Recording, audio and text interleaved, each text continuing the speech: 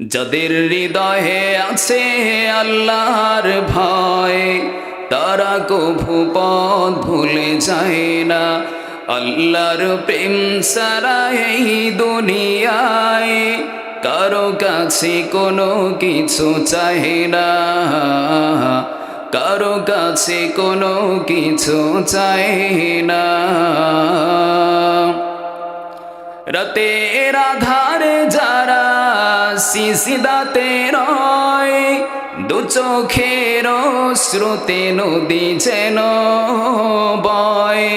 চলনার হাত ছানি যতই ডাকুক, পিছনে ফিরেও সে তাকায় না। যাদের হৃদয়ে আছে আল্লাহর ভয়, তারা কভু পথ ভুলে যায় না।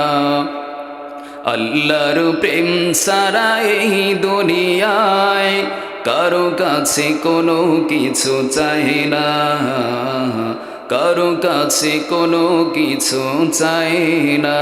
রব্বুল আলামিন বলেন, ওয়ালাকাদ আতাইনা লুকমানাল হিকমাতা আনিশকুর লিল্লাহ। রব্বুল আলামিন বলেন, আমি লোকমানকে হিকমত দান করেছি, আমি আমার বান্দা লোকমানকে হিকমত দান করেছি।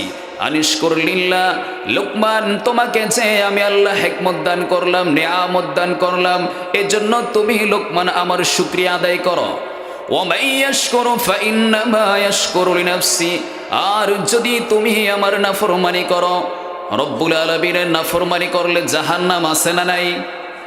জাহান্নাম আল্লাহ রব্বুল আলামিন বলে দিয়েছেন, লা ইন শাকারতুম লা আযীদান্নাকুম ওয়া লা ইন কাফারতুম ইন্না আযাবি লাশাদীদ। নিয়ামত দেওয়ার পর যদি শুকরিয়া আদায় করো, আমি আল্লাহ তোমার নিয়ামতকে বাড়িয়ে দেব। আর যদি শুকরিয়া আদায় না করো, দেখবেন অনেক মানুষ আছে সব সময় বলে আমার এটা নেই সেটা নেই, অভিযোগের কোনো শেষ নেই।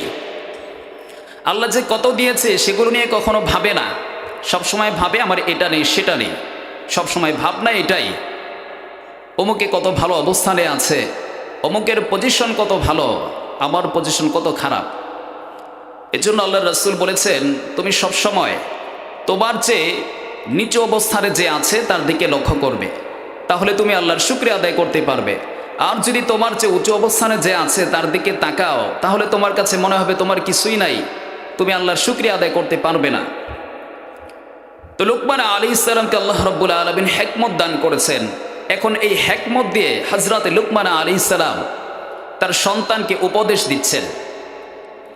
হযরত লুকমান আলাইহিস সালাম সর্বপ্রথম তার সন্তানকে উপদেশ দেওয়া শুরু করেছেন, ইয়া বুনাইয়া লা তুশরিক বিল্লাহ।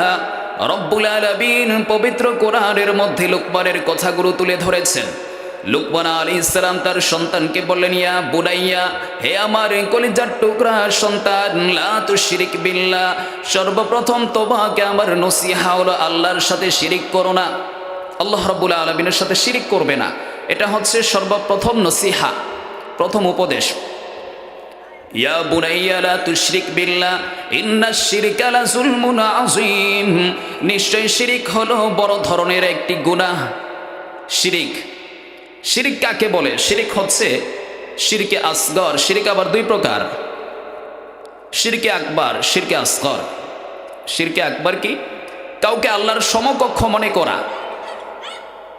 আল্লাহ রাব্বুল আলামিন যেটা পারেন অন্য কেউ সেটা পারে এমন ধারণা করা। এমন ধারণা করার মতো লোক আমাদের সমাজে আছে না নাই? আছে। দৃষ্টান্ত কি?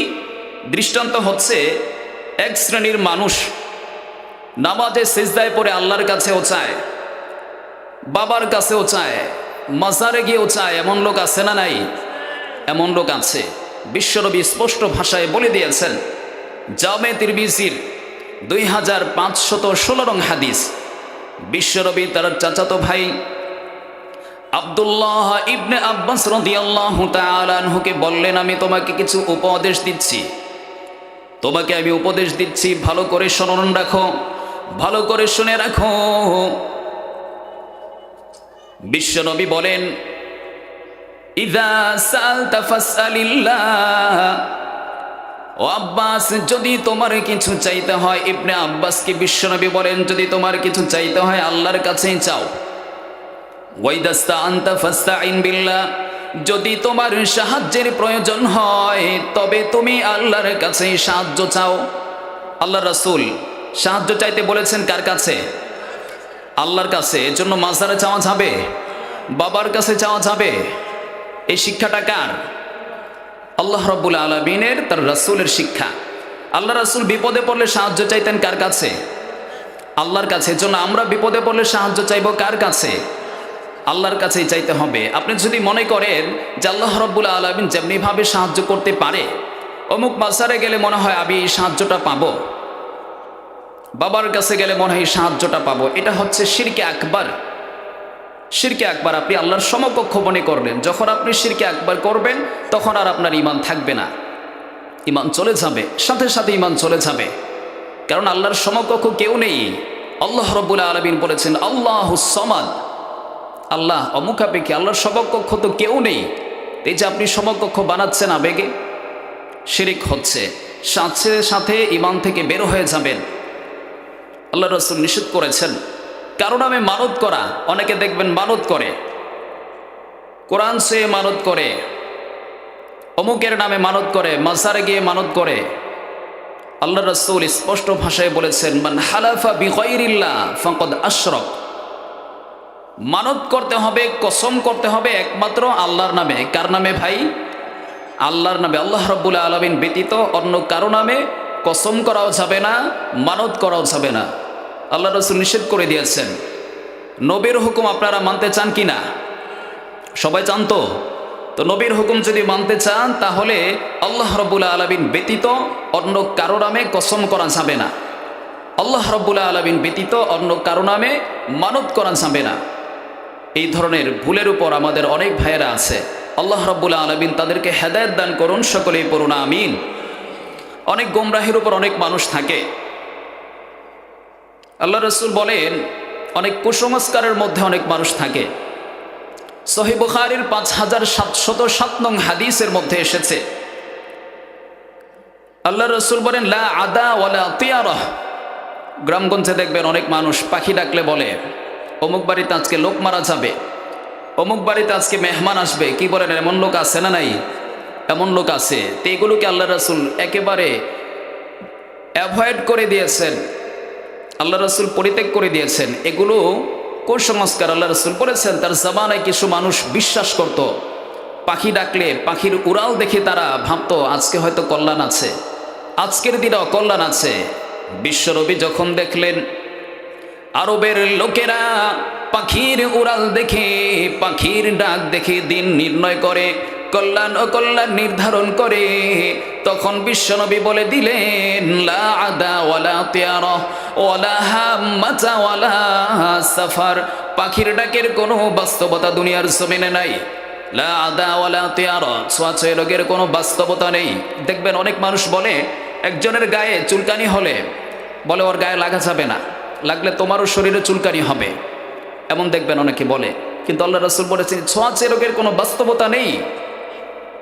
যদি বিষয়টা এমন হয় তার শরীর থেকে আপনার শরীরে চুলকানি আসে বা বিভিন্ন রোগ আসে, তাহলে প্রথম যে রোগটা হলো, প্রথম ব্যক্তির যে চুলকানি হয়েছে এটা কার শরীর থেকে লেগে হয়েছে? যুক্তি আছে না নাই? যুক্তি আছে। কিন্তু আল্লাহ রাসূল বলেছেন ছোঁয়াছুঁয়ি রোগের কোনো বাস্তবতা নেই, এগুলো বিশ্বাস করা যাবে না। পাখির ডাকেরও কোনো বাস্তবতা নেই।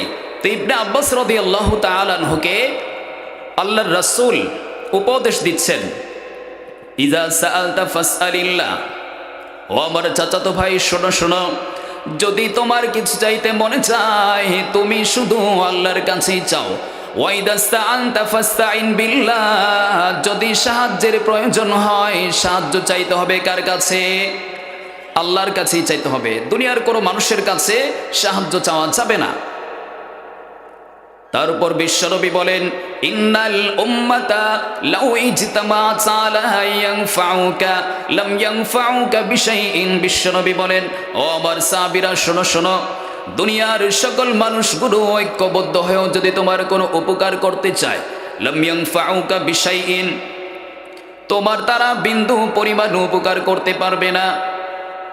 অল্টারনেটিভ দিক থেকে আল্লাহর রাসূল বলেন ওয়ালাউ ইজতামাউ আলা আন ইয়াদুররুকা বিশাইইন লাম ইয়াদুররুক দুনিয়ার সকল মানুষ ঐক্যবদ্ধ হয়ে যদি তোমার কোনো ক্ষতি করতে চায়, তারা তোমার বিন্দু পরিমাণ ক্ষতিও করতে পারবে না। ইল্লা ক্বাদ কাতাবাল্লাহু লাক, রব্বুল আলামিন তোমার ভাগ্যে যতটুকু লিখে রেখেছেন ততটুকুই করতে পারবে।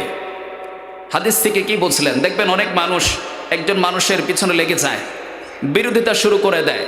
ভালো কাজ করলেই বিরোধিতা আছে না নাই? সবাই বলেন আছে না নাই? ভালো কাজ, আপনি ভালো হয়ে চলবেন, আপনি নামাজ শুরু করবেন, দেখবেন বলবো দরবেশ হয়ে গেছে, দরবেশ বাবা। ভালো হলে কেমনে? এশকাল, প্রশ্ন। একজন মানুষ অপরাধী সমাজে নিরপরাধ থাকাটাই হচ্ছে সবচেয়ে বড় অপরাধ। কি বলেন, ঠিক কিনা? বুঝতেছেন? সবাই মদ খায়, গাঁজা খায়, সিগারেট খায়। এখন আপনি এগুলো কেন খান না? এটাই হচ্ছে আপনার সবচেয়ে বড় অপরাধ। এগুলো আপনি খান, তাহলে আপনিও ভালো। দেখবেন দুনিয়াতে অনেক মানুষ একজন মানুষের বিরোধিতা শুরু করে দেয়। অপরাধ কি? এ লোকটা ভালো কেন? এই লোকটা হকের পথে কেন আছে? বিরোধিতা শুরু করে দেয়। হকের পক্ষে যে ব্যক্তি থাকে তাকে সাহায্য করে কে? আল্লাহ রাব্বুল আলামিন যদি কাউকে সাহায্য করে, তার আর কোনো কিছুর দরকার আছে? কিছু দরকার নেই। সমালোচনা যারা করে, পিছু যারা নেই, এগুলো সবসময় পিছিয়ে পড়ে থাকে।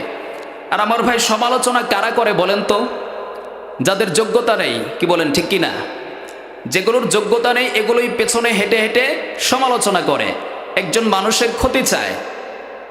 যারা এই সমস্ত চিন্তা ভাবনা লালন করেন, ভালো করে শুনে রাখেন, আল্লাহর রাসূলের হাদিস, জামে তিরমিজির 2516 নং হাদিস, আল্লাহ রাসূল স্পষ্ট বলে দিয়েছেন, ইন্নাল উম্মাতা লাউ ইজতামাআত।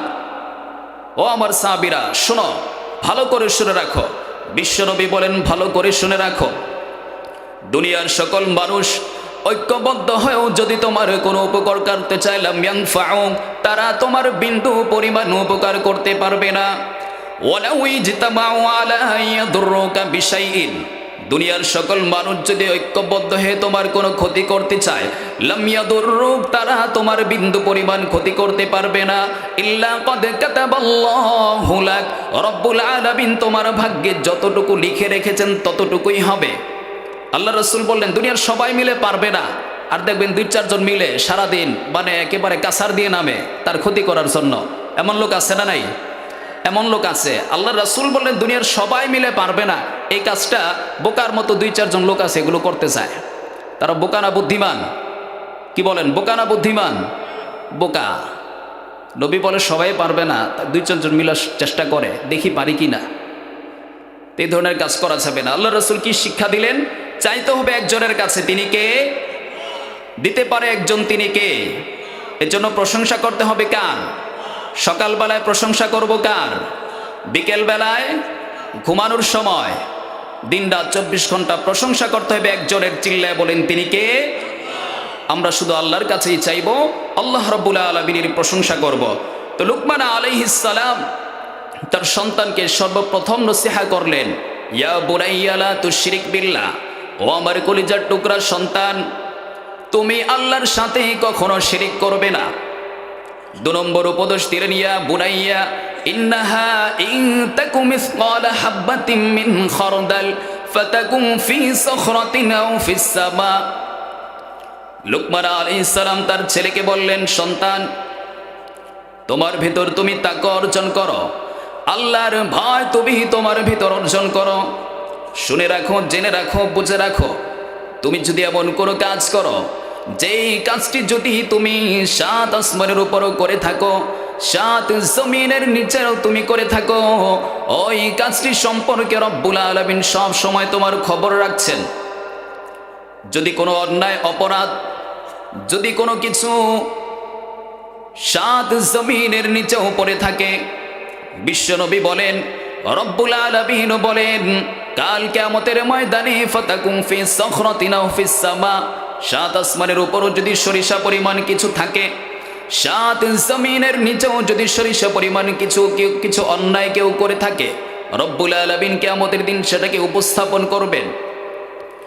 এর জন্য লুকমান আলাইহিস সালাম তার সন্তানকে নসিহত করছেন, ও আমার কলিজার টুকরা সন্তান, এমন কোনো কাজ তুমি করো না যেই কাজ করার সময় তুমি চিন্তা করবে আমি এই কাজ করছি, আমি অপরাধ করছি, আমি ডাকাতি করছি, চুরি করছি, দুনিয়ার কোনো মানুষ দেখে নাই, আমার কোনো ক্ষতি নাই, এই ধরনের চিন্তা বৎস তুমি করো না।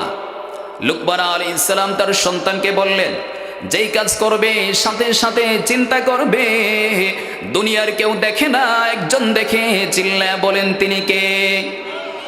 দুনিয়ার কেউ তোমাকে দেখে না, একজন তো ঠিকই দেখছেন। ইন্নাল্লাহা লাতীফুন খবীর, যে হিসাব নেবে তিনিই তো তোমাকে দেখছেন, দুনিয়ার সবার দেখার কোনো দরকার আছে? হিসাব যিনি নেবেন তিনিই তো দেখতেছেন।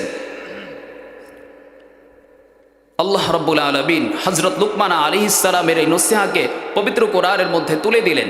লুকমান আলাইহিস সালাম ছিলেন কুচকুচি কালো। মানুষের মর্যাদা আল্লাহর কাছে, আল্লাহ রাব্বুল আলামিনের কাছে মানুষের মর্যাদা সৌন্দর্যে বাড়ে না। কে খাটো, কে লম্বা, কে ফর্সা, কে কৃষ্ণাঙ্গ, কে শ্বেতাঙ্গ, এগুলো আল্লাহ রাব্বুল আলামিন দেখেন না। আল্লাহ রাব্বুল আলামিন যেটা দেখেন সেটা হচ্ছে তাকওয়া। আল্লাহ রাসূল স্পষ্ট বলে দিয়েছেন, ইন্নাল্লাহা লা ইয়ানসুরু ইলা আজসাদিকুম ওয়ালা ইলা আসওয়ারিকুম ওয়ালাকিন ইয়ানসুরু ইলা কুলুবিকুম। আল্লাহ রাব্বুল আলামিন তোমাদের সুরতকে দেখেন না, কে কত সুন্দর সেটা আল্লাহ দেখেন না। আল্লাহ রাব্বুল আলামিন দেখেন মানুষের তাকওয়া। যার মাঝে তাকওয়া আছে ওই ব্যক্তিটাই আল্লাহর কাছে সেরা। যাদের হৃদয়ে আছে আল্লাহর ভয় তারা কভু পথ ভুলে যায় না। আল্লাহর প্রেম ছাড়া এই দুনিয়ায় কারো কাছে কোনো কিছু চায় না, কারো কাছে কোনো কিছু চায় না। রাতের আধারে যারা সিজদাতে রয়, দু চোখের শ্রুতে নদী যেন বয়। চলনার হাত ছানি যতই ডাকুক পিছনে ফিরেও সে তাকায় না। যাদের হৃদয়ে আছে আল্লাহর ভয় তারা কভু পথ ভুলে যায় না। আল্লাহর প্রেম ছাড়া এই দুনিয়ায় কারো কাছে কোনো কিছু চায় না, কারো কাছে কোনো কিছু চায় না। আমাদের অন্তরে আল্লাহ রাব্বুল আলামিনের ভয় রাখার দরকার আছে না নাই? আল্লাহ রাব্বুল আলামিনের ভয় যদি আপনার অন্তরে থাকে তবেই আপনি হবেন আল্লাহ রাব্বুল আলামিনের কাছে মর্যাদাবান। আল্লাহ রাব্বুল আলামিনের হাবিব তো বলেই দিলেন, আল্লাহ কে খাটো, কে লম্বা, কে ফর্সা, কে কালো, কে ধনী, কে গরিব, এটা আল্লাহ দেখেন না। আল্লাহ রাব্বুল আলামিন প্রত্যেকটা মানুষের তাকওয়া দেখেন, অন্তর দেখেন। এজন্য আল্লাহ রাব্বুল আলামিন বলেন, ইন্না আকরামাকুম ইনদাল্লাহি আতকাকুম। ও দুনিয়ার মানুষ শোনো শোনো, তোমাদের মাঝে সেই সবচেয়ে সেরা যে তোমাদের মাঝে তাকওয়ার দিক থেকে সেরা।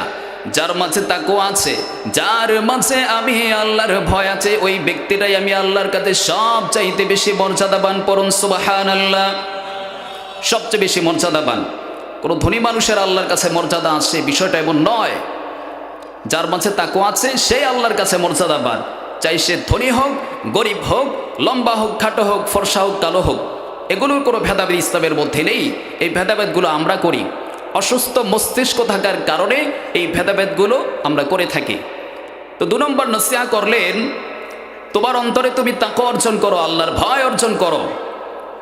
3 নম্বর নসিহত করলেন, ইয়া বুনাইয়া কিমিস সালাহ ওয়া আমুর বিল মারুফ।